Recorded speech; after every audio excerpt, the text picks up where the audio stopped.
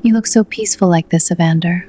A silent, sightless statue in your own museum. What you're about to witness is a masterclass in deception, where a man loses his sight only to finally see the truth. The mighty billionaire Evander Rook has fallen, but as his enemies celebrate his demise, they have no idea he is watching every single move from behind his black lenses. Make sure you watch until the very end to see the jaw-dropping moment the caregiver uncovers a secret that changes the Rook legacy forever. If you love high-stakes betrayal and legendary comebacks, smash that like button and subscribe so you never miss a chapter of this twisted game of power. The air in the Rook estate was heavy with the scent of lilies and the metallic tang of betrayal. Evander Rook sat motionless in his leather armchair, the world reduced to the artificial midnight behind his dark lenses. He gripped his white cane with a calculated fragility, playing the part of the fallen king while his ears became his primary weapon. Just inches away, he heard the soft rustle of silk, his wife, Seraphine. She leaned in, her breath warm against his cheek as she feigned a tender kiss for the benefit of any watching staff, but her voice was a cold blade. "You look so peaceful like this, Evander," she whispered, her tone dripping with a mockery he wasn't supposed to perceive. "A silent, sightless statue in your own museum." Behind her, the unmistakable click of a glass being set down signaled his brother Darian's presence. Evander didn't need eyes to feel their predatory smirks. He was a man who had built an empire through extreme paranoia, yet he had forgotten to look at those closest to him. Now he was a fly on the wall in his own home, watching through the shadows as his kiss of Judas played out. The high-stakes game had begun. He wasn't just surviving an accident, he was hunting a ghost. To the world, Evander Rook was a broken titan, a man whose vast vision had been extinguished by a twisted steering column and a plunge into a ravine. But as he sat in the high-backed chair of his study, the weight of the white cane in his hand felt less like a crutch and more like a scepter. This was his new kingdom, a realm of shadows where his enemies felt safe enough to bleed their true intentions into the air. He had spent decades building Rook Industries into a fortress of glass and steel, yet he had never been more powerful than he was now, cloaked in the perceived weakness of his blindness. The door groaned on its hinges, and the rhythmic, clinical click of sensible shoes announced the arrival of Zenzai Lamani. Evander didn't move. He kept his gaze fixed on the empty space ahead, his eyes hidden behind the impenetrable black of his designer lenses. He felt her presence, not as a threat, but as a steady, grounding force in a room full of vipers. "Mr. Rook, it's time for your medication," Zenzile said softly, her voice carrying a resonance of genuine care that felt alien in this house of mirrors. As she reached out to guide his hand toward the water, Evander felt a surge of his old ruthlessness. It would be so easy to drop the act, to stand up and demand the files Darian had likely moved from the safe, or to look Seraphine in the eye and tell her he knew about the break lines. But a billionaire CEO doesn't win by reacting. He wins by anticipating. If he revealed he could see now, he would only see their masks slide back into place. To catch the culprits, he had to become the victim they expected him to be. He let his hand tremble slightly as it brushed against hers, a calculated display of fragility. He was the sightless sovereign, reigning over a court of traitors who believed they were already dividing his spoils. The accident had stripped him of his sight in their eyes, but it had given him something far more dangerous: the ability to observe without being seen. Every hushed whisper between his wife and brother, every rustle of a stolen document, and every smirk directed at his empty eyes was another nail in their coffins. "Thank you, Zenzile," he murmured, his voice raspy, feigning the exhaustion of a man who had lost his spark. As she adjusted the pillow behind his head, her hand lingered for a fraction of a second on his shoulder. In that moment, Evander realized that while he was playing a game of death with his family, he was playing a game of trust with the stranger.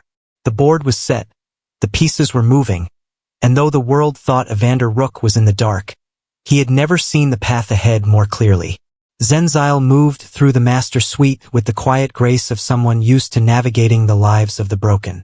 In her hands, the medical tray rattled with a soft, rhythmic clink, the only sound in a room that felt more like a mausoleum than a home. As she approached Evander, She noticed how the afternoon sun sliced through the heavy velvet curtains, casting a sharp, golden spear of light across the leather armchair where the fallen Titan sat. He remained perfectly still, his chin tilted slightly upward, his signature dark glasses acting as a barrier between his soul and a world that was already mourning him. "The sun is quite bright today, Mr. Rook," Zenzile said, her voice a calm anchor in the room. "I'll draw the drapes a bit further so the heat doesn't bother you." She leaned over him, her scrubs rustling as she reached for the heavy fabric. As she did, the angle of the sun shifted, catching Evander's face directly. It happened in a heartbeat, a flash of biological truth that no amount of billionaire willpower could suppress. Through the slight gap between the bridge of his nose and the rim of his sunglasses, Zenzile saw it. His pupils, sharp and clear, constricted instantly against the sudden glare. It was a reflexive, healthy response, the reaction of a man whose optic nerves were firing with perfect precision. Zenzile froze, her hand still gripping the curtain. She didn't gasp, and she didn't pull away. Her years of training had taught her that the most dangerous secrets were often revealed in the smallest flickers. She looked down at his hands, which were still draped with practiced lethargy over the armrests. He was playing a role, a sightless sovereign presiding over an empty court, but his body had just betrayed the lie. She felt a shiver of realization. If he could see, then he had seen the way Seraphine looked at Darien when they thought he wasn't looking. He had seen the way his brother's hand lingered on the handle of the office safe. Most importantly, he was watching her. Instead of calling him out, Zenzile felt a strange, protective surge of adrenaline. She lived in a world where the powerful often trampled the weak, yet here was a powerful man making himself small and vulnerable to catch a predator. She didn't move the curtain.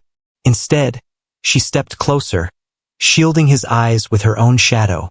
"Actually," she whispered, her voice dropping to a conspiratorial velvet, "perhaps a little light is exactly what this room needs."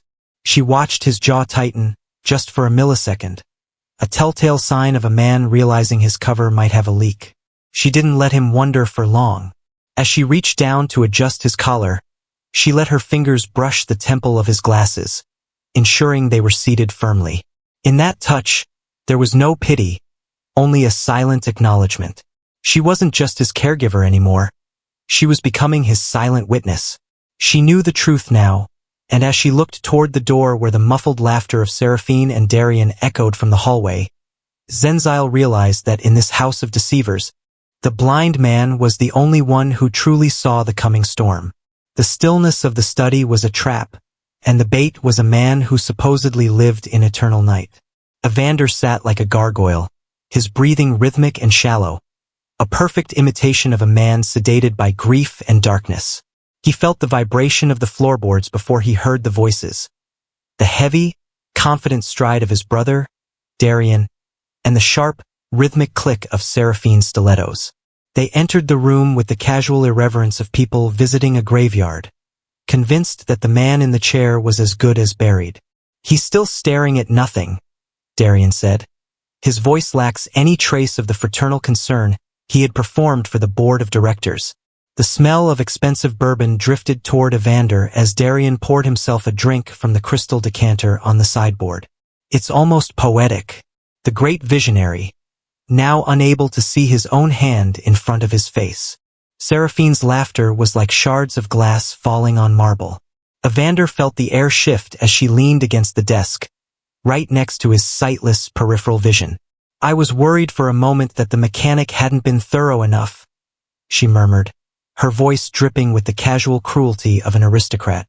"When the car went over the embankment, I expected a body bag, not a blindfold."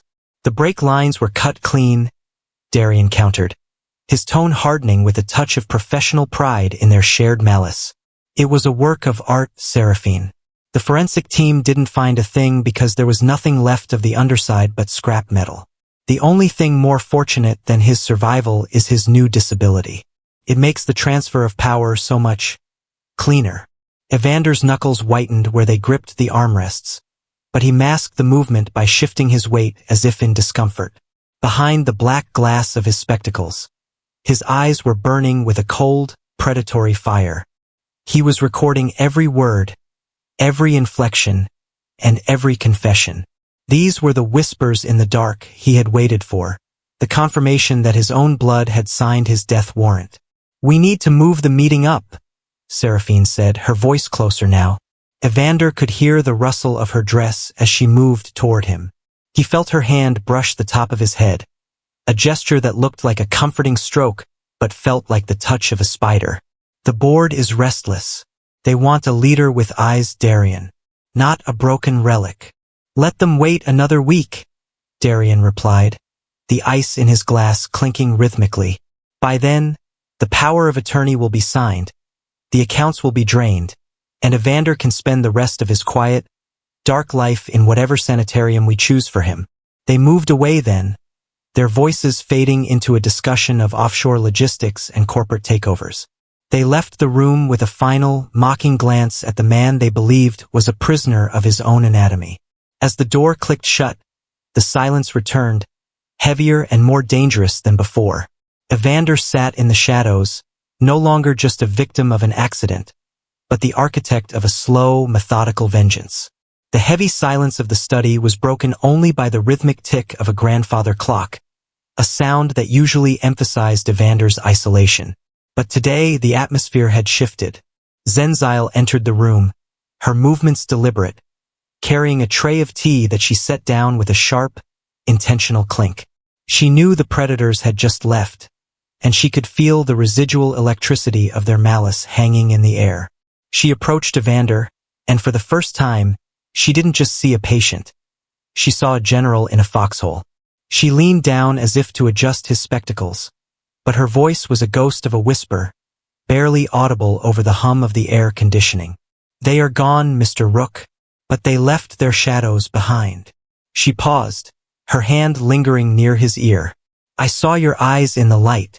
I know you can see the storm coming, and I know you're not as blind to their treachery as they think." Evander remained a statue, his face a mask of stone. To react was to risk everything. Yet he realized that in this house of mirrors, a solitary king was a dead king. He needed an ally who could move in the spaces where he was forbidden to look. Slowly, almost imperceptibly, he tapped his white cane twice against the mahogany floor. It was a signal, a jagged, rhythmic acknowledgement. Zenzile understood. She didn't flinch. Instead, she began a new ritual. As she guided his hand to the teacup, she used her thumb to press a small, folded piece of paper into his palm. It was a receipt she had pulled from the trash, a record of a meeting between Darian and a private security firm. "The tea is hot, sir," she said loudly for the benefit of any hidden microphones. "Be careful not to burn yourself on the truth." This was the birth of their secret language. It was a choreography of touch and subtext. When she walked him to the window, she would point his cane toward specific objects. A new car in the driveway, a misplaced file on the desk, and describe them in a way that sounded like idle chatter but served as a tactical briefing. To the outside world, she was the loyal servant tending to a broken man. To Evander, she was the only lens through which he could safely view the battlefield. He began to trust the pressure of her hand on his shoulder. One squeeze meant Seraphine was approaching. Two meant the room was clear. In return, Evander used his clumsiness to assist her. He would accidentally knock a book off a shelf, revealing a hidden compartment he wanted her to check, or spill water near a vent where he suspected a listening device had been planted. As they stood together by the window, Zenzile looked at the reflection of the room in the glass.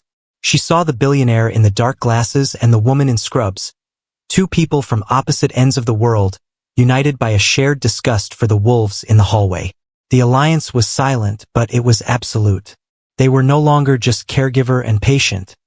They were the architects of a counterstrike. Evander realized that while Seraphine and Darian were busy measuring his coffin, Zenzile was helping him sharpen his blade. The atmosphere in the grand suite had curdled from cold neglect into something far more lethal. Evander sat in his usual spot, the dark lenses of his glasses reflecting the flickering firelight, but his internal sensors were on high alert. He had learned to read the house not through sight, but through the cadence of footsteps and the subtle shifts in the air. When Seraphine entered the room this time, her stride was lighter, almost buoyant, carrying with her the sharp, cloying scent of her favorite perfume and something metallic, the silver tea service. "You've been so tense lately, darling," Seraphine murmured, her voice a silk ribbon concealing a garrote. "I thought I'd personally prepare your herbal tea tonight. It's a special blend to help you sleep." Evander felt the tray settle onto the low table beside him. The clink of the porcelain cup against the saucer sounded like a death knell. He watched through the darkness of his lenses as her slender, manicured fingers moved with practiced grace, stirring a translucent liquid into the steaming amber tea. To a blind man, it was a gesture of affection. To Evander, it was an execution. He knew his wife was no longer content to wait for the slow rot of his empire. She was accelerating the timeline. As Seraphine lifted the cup toward his lips, the door opened. Zenzile stepped in, her eyes immediately scanning the room with the predatory sharpness they had developed over the last few days. She saw the steam rising from the cup, saw the slight, triumphant curve of Seraphine's lips, and she saw the infinitesimal tremor in Evander's hand as he prepared to accept the medical complication his wife had prepared. "Oh, Mrs. Rook, let me take that," Zenzile said, her voice a perfect blend of professional duty and feigned intrusion. She moved with a speed that left Seraphine momentarily stunned.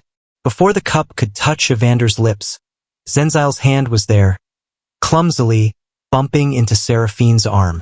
The cup tilted, the hot liquid splashing across the tray and the expensive Persian rug. Seraphine let out a sharp, indignant cry, recoiling as the tea stained her silk dress. "You clumsy girl! Look what you've done!" "I am so sorry, madam," Zenzile cried, her voice high and frantic as she dropped to her knees, scrubbing at the rug with a cloth she had pulled from her pocket. "I was worried the tea was too hot for Mr. Rook's medication. Sometimes the reaction can be fatal." She looked up at Seraphine, her eyes wide and innocent, yet there was a cold steel behind them that only Evander, watching from his shaded throne, could truly appreciate. Zenzile wasn't just cleaning a spill. She was neutralizing a crime scene. She discreetly pressed the damp cloth, now soaked with the tainted tea, into the deep pocket of her scrubs. It was the evidence they needed, a chemical confession captured in cotton. Seraphine stood there, fuming, her face a mask of thwarted rage. She looked at her husband, who remained perfectly still, his head tilted as if confused by the commotion. She had intended to end him tonight, but she had been outmaneuvered by a woman she considered beneath her notice. "Get him a fresh cup, then," Seraphine hissed, turning on her heel and storming out of the room, her heels clicking a furious rhythm against the marble floor. Once the door slammed shut, the room returned to its heavy silence. Zenzile stood up, her hand resting firmly on the pocket containing the evidence. She looked at Evander, and for a second, he allowed the corner of his mouth to twitch, a ghost of a smile from a man who had just looked death in the face and blinked. "That was a very close call, sir," she whispered, her voice trembling slightly from the adrenaline. Evander reached out, his hand finding hers with unerring accuracy. He squeezed her fingers once, a hard, grounding pressure. "They're getting desperate, Zenzile," he murmured, no longer feigning the rasp. "Which means it's time for us to stop being the prey." The moon hung low over the Rook estate, casting long, skeletal shadows across the hallways as Zenzile moved with the silent precision of a ghost. In the master suite, Evander remained in his chair, a decoy of stillness intended to draw the attention of any wandering security, while Zenzile navigated the belly of the beast. Her destination was the West Wing, specifically Darian's private study, a room he guarded with a ferocity that suggested it held more than just corporate records. This was the cleaning house phase of their counterstrike, a tactical hunt for the evidence that would turn a family betrayal into a criminal conviction. She reached the heavy oak door, her heart hammering a frantic rhythm against her ribs. Using the master key she had swiped from a distracted housekeeper, she slipped inside. The room smelled of expensive cigars and the cold, metallic scent of a high-end safe. She didn't turn on the lights. Instead, she used a small penlight to sweep the desk. Darien was methodical and patient, much like the ghost from the past in the stories of old. He wouldn't leave a paper trail in the open. Zenzile remembered the wisdom from the streets she had shared with Evander, that those in power always leave a trail when they think no one is looking. She moved to the bookshelf, running her fingers along the spines until she felt a slight inconsistency in the molding. With a firm press, a hidden drawer clicked open. Inside lay a leather-bound ledger and a series of encrypted hard drives. As she flipped through the pages, her breath hitched. These weren't just business losses. They were the blueprints for the $3 million betrayal.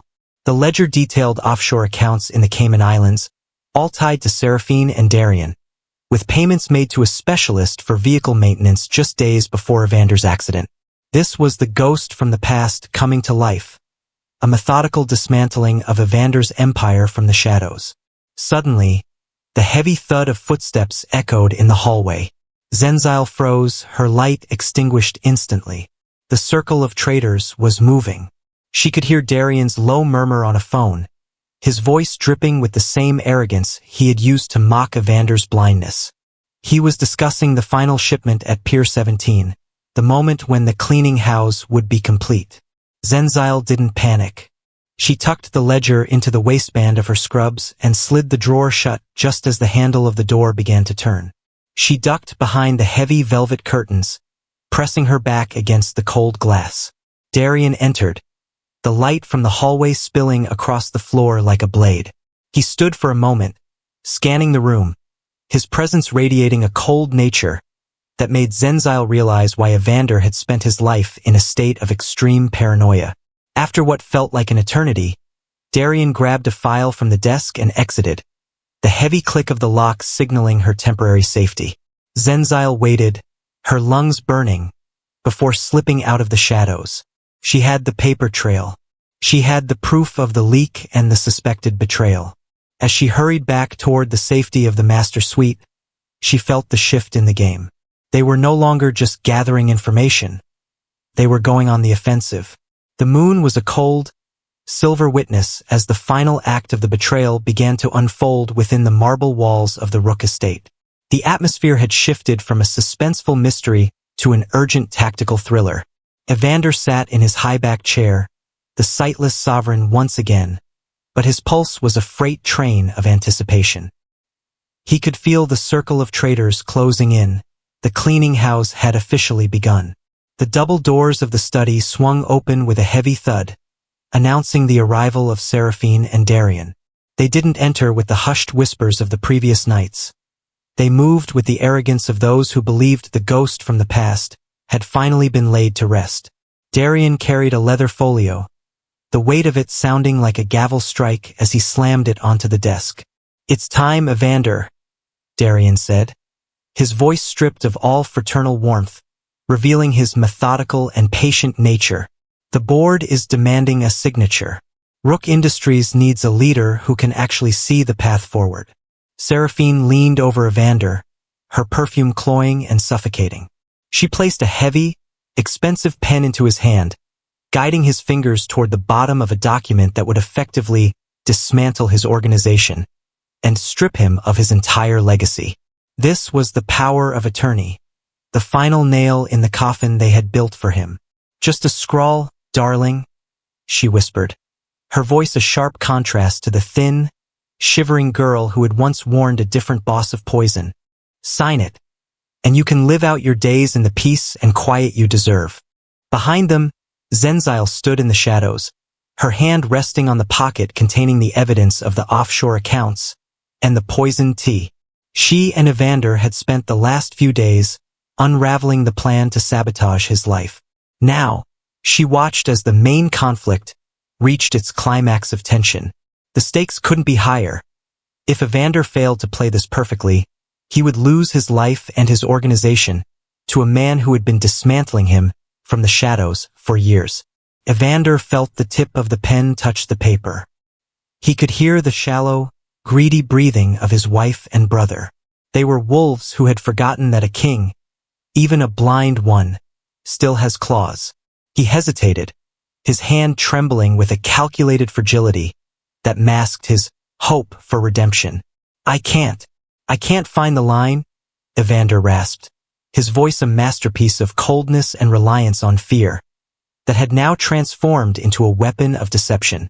Darian let out a huff of predatory impatience. I'll guide you. He grabbed Evander's wrist, forcing the pen down. In that moment, the room was thick with media res tension. The villains believed they were clearing the house, but they were actually walking into the center of a trap laid by a man who had finally learned to listen to those deemed powerless. The night of the wolves had begun, but the wolves didn't realize that the sightless sovereign was the one holding the leash. The atmosphere in the boardroom was cinematic and gritty, a stark departure from the typical sterile corporate air. The night of the wolves had moved from the shadows of the estate to the public stage, marking the ultimate climax of tension. Seraphine and Darian stood on either side of Evander like sentinels of a new era, their faces glowing with a methodical and patient triumph as the board of directors watched in silence. The table was littered with documents, the final instruments designed to dismantle Evander's organization and strip away his entire legacy. As you can all see, Darian announced, his voice booming with the false authority of a man who believed the cleaning house was complete. My brother is no longer capable of the vision required to lead Rook Industries.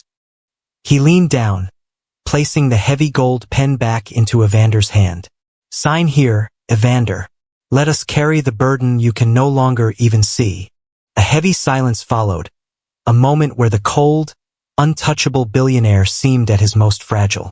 Behind him, Zenzile stepped forward. To the board, she was just the help, but to Evander, she was the unlikely ally who had helped him go on the offensive. She reached out, her hand resting on his shoulder. It was the signal. The freight train of realizations was about to hit the traitors. Evander didn't sign. Instead, he dropped the pen. The sound of the gold instrument hitting the mahogany table was like a gunshot in the quiet room. Slowly, with a deliberate grace that lacked any of his previous blind fumbling, he reached up and removed the dark sunglasses. The gasp from the board was collective. Evander's eyes were not clouded or vacant. They were sharp, piercing, and filled with a cold, predatory fire.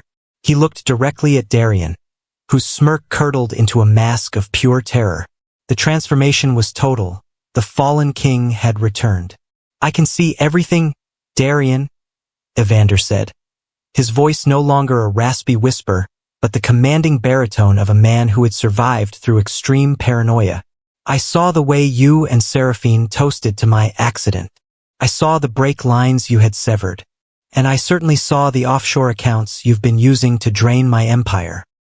He stood up, his posture rigid and powerful, casting a long shadow over his trembling wife. You thought you were dismantling my organization from the shadows, but you were merely performing for me in the light. Zenzile stepped to the head of the table, producing the encrypted drives and the ledger she had retrieved during her hunt through the circle of traitors.